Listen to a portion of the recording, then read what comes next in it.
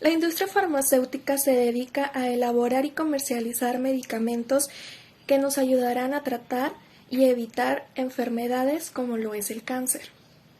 El TMEC, que es el Tratado de México, Estados Unidos y Canadá, da 10 años a los laboratorios para poder proteger los datos de los medicamentos biológicos que elaboran. Estos se crean con células vivas. Además, la industria farmacéutica tiene varias áreas en las cuales tiene que poner atención, que son para una mejor elaboración de sus medicamentos, las cuales es el área de producción, calidad y los laboratorios de investigación. Estos los ayudarán a tener una mejor estabilidad y también ver si los medicamentos verdaderamente funcionan. Problemática. La falsificación se convirtió en uno de los mayores inconvenientes que enfrenta la industria farmacéutica debido a que los criminales en la actualidad falsifican toda clase de productos y dispositivos doctores. La falsificación causa un mal potencial a pacientes confiados y debilita la fama de la marca fabricante. La adulteración de los medicamentos puede dañar tanto productos de la marca como a las mismas personas, que son los consumidores. También vamos a determinar la necesidad de información. Con esta información y bien determinado el problema, va a ser viable notar en cuanto a su creación al haber sido usualmente hechos en condiciones y con recursos no controlados y no haber sido aprobados de forma previa por ninguna autoridad sanitaria. Los medicamentos falsificados pueden suponer un riesgo primordial para la salud, además junto al efecto directo en las personas. Estos productos pueden ocasionar resistencia a medicamentos por contener dosis insuficiente del principio activo. En esta investigación tenemos 5 objetivos. Número 1. Reforzar y consolidar las medidas de control existentes con el objetivo de evadir el acceso o la salida de medicamentos falsificados de la región norteamericana. 2. Conservar un sistema de vigilancia y averiguación que posibilite la detección precoz de la existencia en territorio norteamericano de medicamentos falsificados. 3. Actuar de manera instantánea tras la detección de medicamentos falsificados para lograr su retirada rápida. 4. Desarrollar una estrategia de actuaciones concretas para combatir la comercialización ilegal de medicamentos por medio de Internet u otros canales de comercialización indirecta. 5. Concientizar a los clientes sobre los peligros asociados del consumo de medicamentos falsificados e ilegales. Para determinar el diseño de investigación, dentro de la investigación exploratoria se necesita diseñar la fase exploratoria. En este caso será una investigación descriptiva debido a que se necesita describir características de las organizaciones, en este caso las farmacias, así como de los consumidores de medicamentos. Definir la información que se necesita. En este paso se tiene que determinar la información que debería obtenerse en el proyecto de investigación. Todo esto se obtiene a partir de que se conoce y se plantea la problemática de la falsificación de medicamentos en laboratorios. En este caso se implican métodos que sean de ayuda para la recolección de datos o de la información que nos ayudará. Es por eso que este proyecto lo que se requiere es formular de manera correcta un método del cual se logra obtener una información en la cual podemos confiar. Una investigación de mercados es un proceso por el cual las empresas pueden recolectar datos para tomar mejores decisiones. Desde este punto se entiende que se necesitan diferentes fuentes de datos, los cuales ayudarán a conseguir el objetivo. Se encuentran datos secundarios y datos primarios. En este caso se van a utilizar los datos primarios. En esta investigación solo se necesitan los datos descriptivos, los cuales se extraen de las encuestas o por medio de la observación. La venta de medicamentos alterados o falsificados pone en riesgo la vida de los ciudadanos y la salud. Es por eso que debe de ser denunciada ante la COFEPRIS o ante alguna autoridad sanitaria. La recolección de datos se llevará a cabo por medio de una encuesta de 20 preguntas. La primera es la edad, la segunda el sexo, la tercera es el grado de estudios, la cuarta el estado civil. La número 5 nos pregunta el municipio en el que se vive y la número 6 nos dice, ¿sabe a qué se dedica la industria farmacéutica? A lo que se responderá con sí o no. La número 7 nos dice, según su criterio, seleccione la farmacia en donde usted prefiere comprar medicamentos. Las respuestas varían. Tenemos farmacias Benavides, farmacias Guadalajara, farmacias del Ahorro, farmacias similares y farmacias San Pablo. La número 8 nos dice cuál es el motivo por el que usted prefiere comprar en dicha farmacia. Cercanía, precios bajos y promociones, así como el prestigio y calidad de los productos son las respuestas que tenemos. De la pregunta número 9 en adelante, todas las respuestas serán sí o no. La número 9 nos dice: la automedicación trae consigo diversas consecuencias. Conoce cuáles son dichas consecuencias para la salud. La número 10 nos dice: ¿está usted de acuerdo con la política en las farmacias de vender medicamentos sin receta médica? La número 11 nos dice: ¿considera usted que los medicamentos que se compran, que se consiguen fuera de las farmacias, son seguros? La número 12 nos dice: ¿cree usted que la relación calidad-precio-prestigio se debe aplicar a la hora de comprar medicamentos? La número 13 nos dice: ¿conoce o ha escuchado casos en donde las personas compran medicamentos alterados, falsificados o caducados?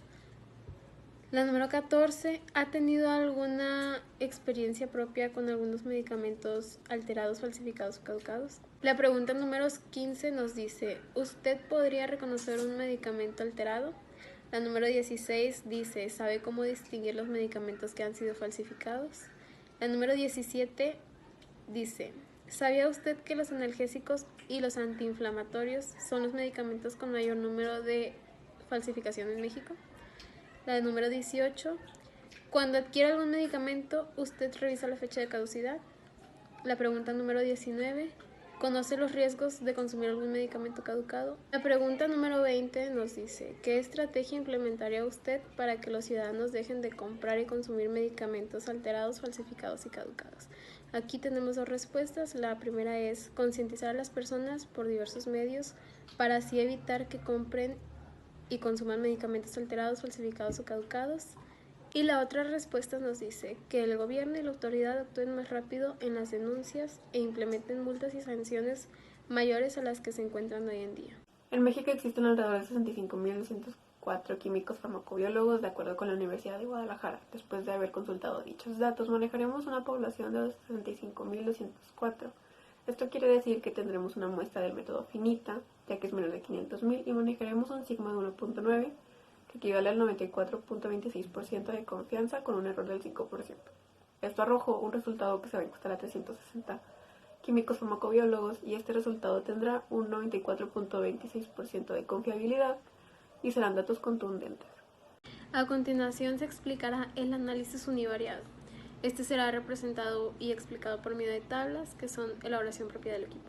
En nuestro análisis univariado encuestamos a un total de 361 personas, de los cuales 178 entraron en el rango de 20 a 30 años, 70 personas de 31 a 40 años, 64 de entre 41 a 50 y 49 de más de 51 años. 182 personas fueron mujeres y 179 personas fueron hombres. Su grado de estudios fue con el 9.14% para la educación básica, que fueron 33 personas, el 39.61 personas para la educación medio superior, 143 personas, y 185 personas de educación superior. El 35.73 personas fueron casados, 9.70 fueron divorciados, 43.49 solteros, 6.93 en unión libre y 4.16 viudos, de los cuales se ubicaban en el municipio de Apodaca 47 personas, en Guadalupe 102 personas, en Monterrey 59, en San Nicolás 80 y 73 en cualquier otro municipio. Les preguntamos que sabían a qué se dedicaba la industria farmacéutica, de los cuales contestaron que no, 70 personas, y 291 personas sí lo saben. 77 personas prefieren la farmacia Benavides, 65 personas las del ahorro, 134 personas prefieren las farmacias Guadalajara, 5 personas prefirieron farmacia San Pablo y 80 personas prefirieron farmacias similares. Estas personas les prefieren dichas farmacias porque 148 personas las prefieren por la cercanía a su hogar, 130 personas por los precios bajos y las promociones que manejan, y 83 personas por el prestigio y la calidad de sus productos. Después, en la siguiente pregunta tenemos, la automedicación trae consigo diversas consecuencias. ¿Conoce cuáles son dichas consecuencias? A lo que un 75% respondió que sí las conoce y un 24% respondió que no. Después, ¿está usted de acuerdo con la política en las farmacias de no vender medicamentos sin receta médica? A lo que un 74% respondió que sí estaba de acuerdo. En la siguiente tenemos, ¿considera usted que los medicamentos que se consiguen fuera de las farmacias son seguros y confiables? A lo que un 82% nos contestó que no son seguros ni confiables. Después obtuvimos respuestas sobre si las personas creían si la relación calidad-precio-prestigio se debía seguir y cumplir al momento de conseguir medicamentos, a lo que un 75% nos dijo que sí se debía seguir esta relación. En la siguiente nos dice, ¿usted podría reconocer algún medicamento alterado? A lo que un 69% nos contestó que no sabría reconocerlo. Después les preguntamos si sabían cómo distinguir los medicamentos que han sido falsificados, a lo que un 66% nos contestó que no. Después preguntamos si sabían que los analgésicos y los antiinflamatorios son los medicamentos con mayor número de falsificación en México, a lo que un 62% nos contestó que no lo sabían. Ya por último, preguntamos qué estrategia implementarían ellos, a lo que un 54% nos contestó que concientizaría a las personas sobre el consumo de los medicamentos. De la tabla dinámica tomamos dos variables para el bivariado, con un error del 5% y una confianza del 94.26%, con una población de 360. En las primeras dos variables que tomamos, hay 27 personas del sexo femenino que sí saben a qué se dedica la industria farmacéutica, 43 personas del sexo masculino que sí saben a qué se dedica la industria farmacéutica, hay 155 personas del sexo femenino que no saben a qué se dedica la industria farmacéutica y hay 125 personas del sexo masculino que no saben a qué se dedica la industria farmacéutica. Esto nos arrojó un valor de correlación de menos 11.62%. Después de ello también tomamos en cuenta otra variable, ¿verdad? Y esta variable también nos arrojó que hay 30 personas del sexo femenino que no conocen cuáles son las consecuencias para la salud de la automedicación.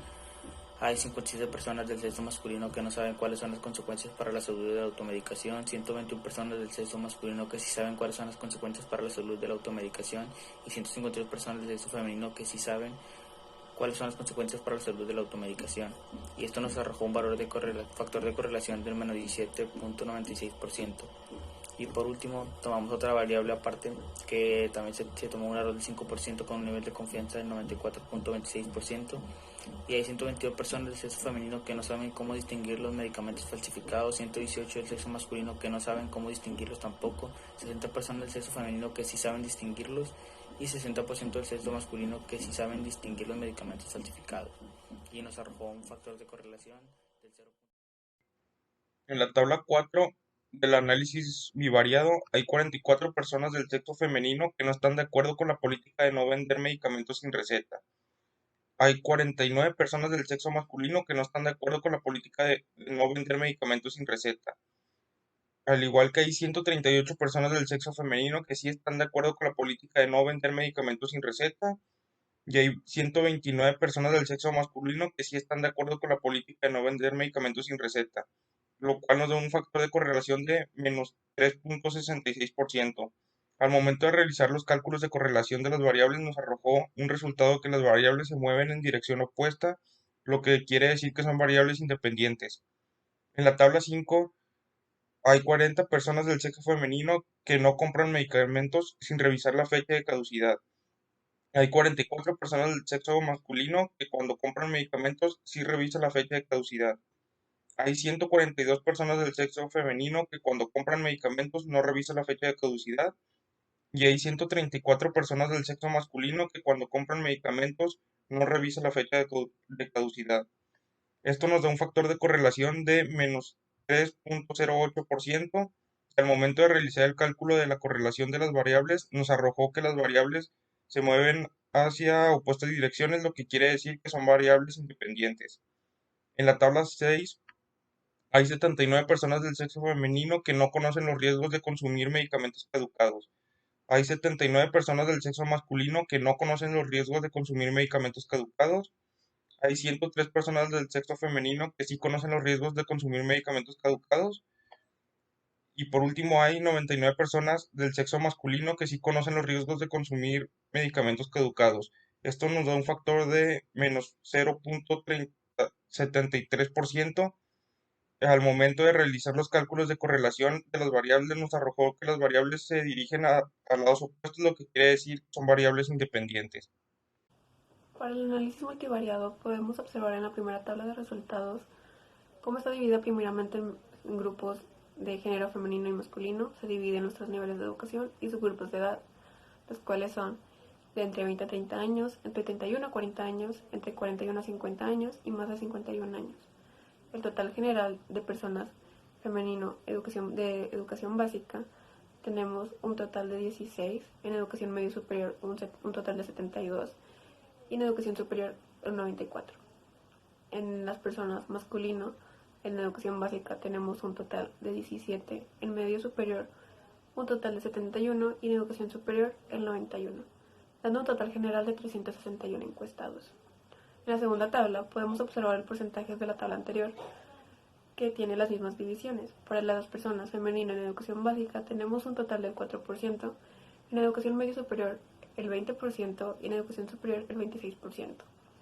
Para personas masculinas en educación básica tenemos el 5%, en educación medio superior el 20% y en educación superior el 25%, dando un total general del 100%. Nos arrojó 4 resultados relevantes, los cuales fueron que el 9% de la población era femenina con estudios de medio superior y edad de 20 a 30 años. El segundo era el 17% femenino, tenía estudios superiores y edad de 20 a 30 años. El tercero, 9% masculino, tenía estudios medio superior y edad de 20 a 30 años. Y por último, el 11% de la población masculina tenía estudios superiores y edad de 20 a 30 años. Finalmente, pusimos el factor de correlación de las dos variables independientes, lo cual nos arrojó el resultado que en el factor de correlación de estudios fue el 10% y el de género fue el 16%.